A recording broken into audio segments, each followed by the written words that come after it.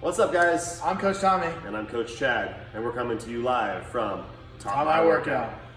So, I really appreciate you guys being here tonight.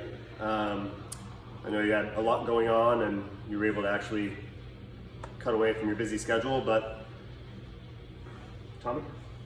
We're really concerned about your squat. I mean, like, really concerned. So, let's not call this an intervention. It's just two friends wanting to help. We've created what we like to call the squat triage. It's kind of like triage, kind of spelled the same. It's probably why it's not in the dictionary. It's just like a fancier way to say it. So, should we have them come with us real quick? Sounds good. Come with us over the squat rack, come on.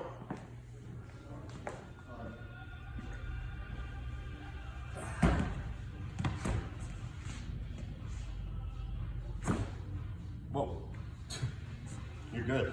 I thought you were over, and then you're... okay, so, Coach. Sir. We've talked about a few aspects of the squat before, right? We've talked about the two-dot theory. I'd love to reference another gentleman on Instagram, Dr. Horschig, who has Squat University. Many of you probably already know who he is. What we want to get into is the squat triage.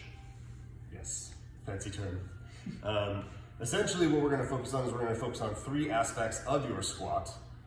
Breathing technique and essentially bracing is not really included in this. You should just know at this point that's what you need to do, because once you have heavy weight on your body automatically is like, this feels weird, so let's squeeze.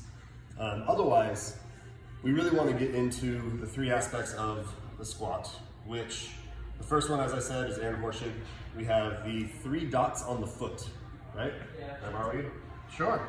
Thanks. So 3 dots on the foot. We have the ball of the foot here, and we have the heel. So you have 2 dots on the ball of the foot, 1 dot on the heel. And essentially, if you plant your feet and all 3 of those dots have equal pressure on them as you go into your squat, there's no way you can mess up your squat if that equal pressure is distributed, right? If you put equal pressure on the front, you're going forward. You put equal pressure on the back, you're falling back. But if all 3 points have equal pressure, there's no way to mess this up. Kinda? I agree. Is there a way to mess it up? Probably. Okay, so then we gotta go into the other 2 points. So point number 2, take it away. Is ironically named our 2-dot theory.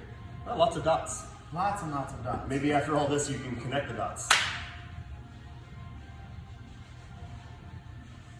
You're up, you go.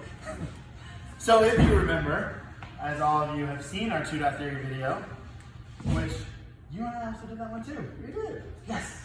Boom. We have a dot on the shoulder, dot on the hip, and as Chad mentioned in that video, hips slightly push back first, correct? And we descend into our squat, which both of those remain in line, shoulder and hip dot, correct? Correct. One thing we would like to correct just a little bit, especially because since we released that video, you guys have all been practicing at home, right? Hope so. So at this point, you've solidified this theory and you've really started to figure out what it's like to actually drop into your squat. So here's something that I want you to start focusing on now that you've done this to this, is we are now going to break at the knee and the hip at the same time so that those 2 dots descend at the same time all the way down. It should no longer be a 1 and a 2, it's now a 1, 2.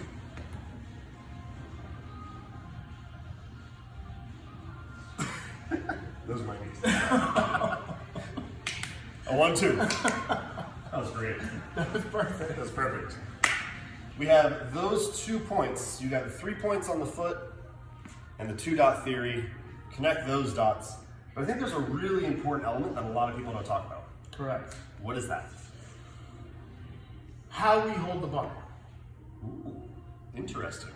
So you're saying in a leg-based movement, there's a way to hold the bar? Yes. Which, mind-blowing. I believe you have questions for the people. I do have questions for the people. People! What moves the weight? Answer. Legs. Great. What holds the weight? Answer. Body.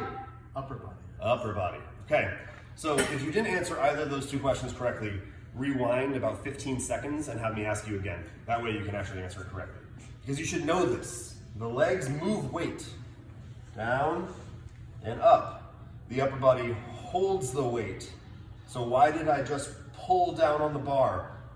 Doesn't that seem kind of counterintuitive to pull down on the bar? To some. To some. Okay, can you explain it? To some, it's intuitive to drive the bar back up with legs, correct? So as we're in our That's what I used squat, to do. it is what you used to do. Mm-hmm. So as we're in our squat, the goal is to obviously have big leg drive and stand back up. Now, if I had 500 pounds on my back, probably wouldn't go too well if that's all I did. So for those of you at home that would like to squat better, like Chad is now doing, Much better. we need to keep our upper body tight and bracing through the entire movement. Hold that thought.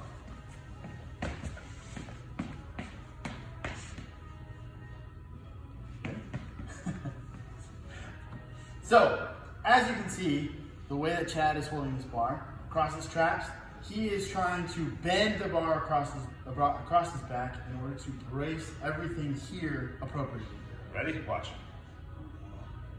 As you can see, everything here tightens up. This bar is now locked in solid, and if he had 500 pounds on his back, he would be able to easily squat it. Descending, following that two-dot theory, keeping feet planted, like Dr. Aaron Horschig reminds us. And from here, keeping our upper back and bracing with our core, we are driving the bar back up out of the bottom of the squat. Perfect execution. Now I think a lot of people kind of be loose. A lot of their elbows are back. And when they go into their squat, here's what happens. I'm gonna do a few different scenarios. Stay tight. Up. Come on, Chad. Up. Come on. Ah. Thanks, Jeff. Yeah. And another.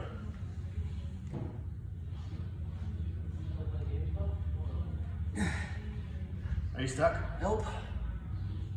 I think you can figure it out. Should dump it this way? No. Oh. Do I need to spot you? Yeah. Yep. Proper execution. God, Jesus. Save me, Jesus. Did you guys see a difference between the very first squat that I did, where if you go back and look at it, maybe we'll even do an instant replay right now. Ooh. As I go down, you can actually see the upper body does not move. It is completely solid. It almost looks like it's superimposed as my legs are moving through the range of motion. The other, however many god-awful squats that I did, where my body was just completely disengaged, one, my hips were actually coming up first because my chest was dumping the weight forward basically, right? The whole top of my body was not actually able to engage into the bar. But if you're sitting there watching this video, one thing you can do is take your hands, put a bar on your back, fake bar, not a real bar, and pull down on that bar. Now I can feel my upper back engaged. I can feel my lats under the armpits. I can feel muscles in between my shoulder blades to the spine. I can feel everything engaged. You feel all that? Oh, I feel it. Now imagine having a bar on your back and putting weight on the bar. Now do you feel it? I'm ready to go. Yeah, see? He's ready to go.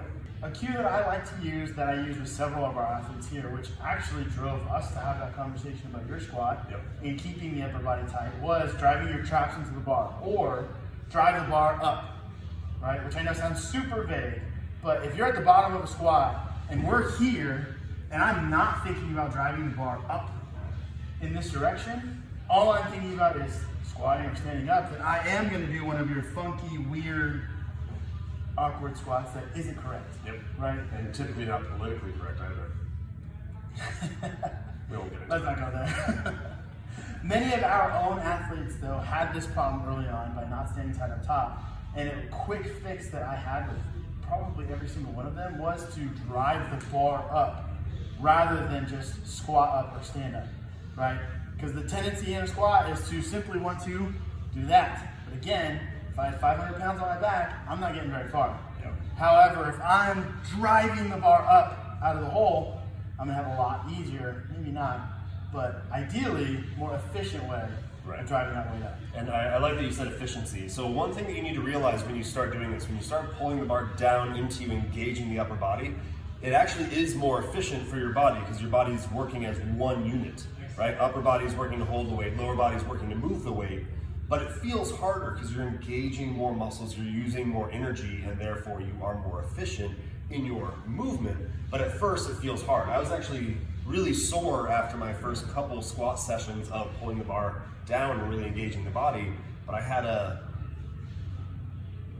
don't even know how massive of a PR. Like, it was my 1 rep max I hit for 5. Like, it was insane, just because of this engagement. My legs had the strength all along, but the engagement in the upper body is where I was lacking, right? So one more point that we need to make with this, with pulling the bar down and into your back, is when you descend, because it's obviously about getting back up, but if you descend and you just let gravity pull you down, your body is doing this passive like crunching motion where it crunches itself into a little ball. And from here, you have to re-engage all the muscles to then push back up. That's a hell of a lot harder than intentionally pulling the bar down and keeping the body engaged to then stay engaged and explode back up out of the hole. So really focus on that too. Don't just pull down on the bar and go, all right, now gravity, let's go. Oh wait, time to stand up. Screw those guys that taught my workout. That stuff doesn't work. It's hard. It's not how it is. At least not here. Ask any of our athletes. And if it's not hard, then you're not going heavy enough. So, come on. So do this, and you will have the perfect squat. Thank you for coming to this intervention. We hope we're coming back next week for another triage.